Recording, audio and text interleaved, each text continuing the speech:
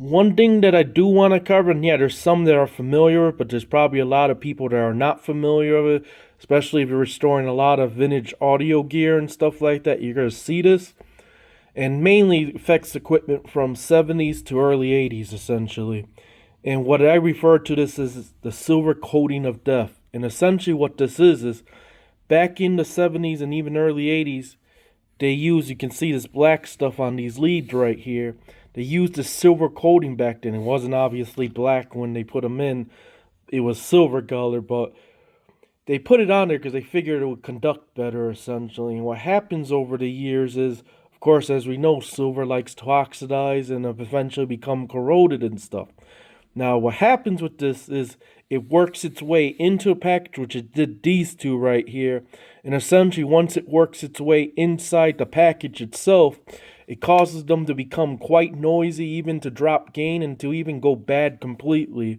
And typically, like, for example, I'll just draw an example, Kaya 4000D, for example, which has a huge problems with these. Most of Kaya reel-to-reel decks that actually use these have a problem with them. And you'll typically get that with static, you'll get that noise, you'll get one channel that's lower than the other and stuff. And chances are it's because of this here. And if you test them, they'll actually show lower gain. Some of them will just be bad right out and stuff like that. So if you do see like this black corrosion on the leads and stuff, change them out. Because chances are that is what your problem is and stuff like that. And I kind of want to make it a rare because it affects a lot of Akai and Pioneer vintage audio gear, especially that uses these. And even this Yamaha receiver, which I'm currently doing a restoration on, a lot of these were actually either low gain or bad.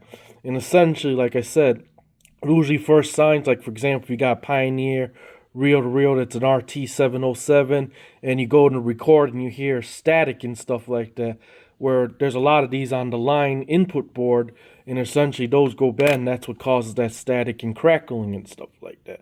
So it's something to watch out for if you work on a lot of vintage audio gear. Look for any black corrosion on these NPN and PNP transistors and stuff. If you see it, replace them. You can substitute them pretty easy depending on what it has in there. You can go ahead and look to see what you can substitute it with.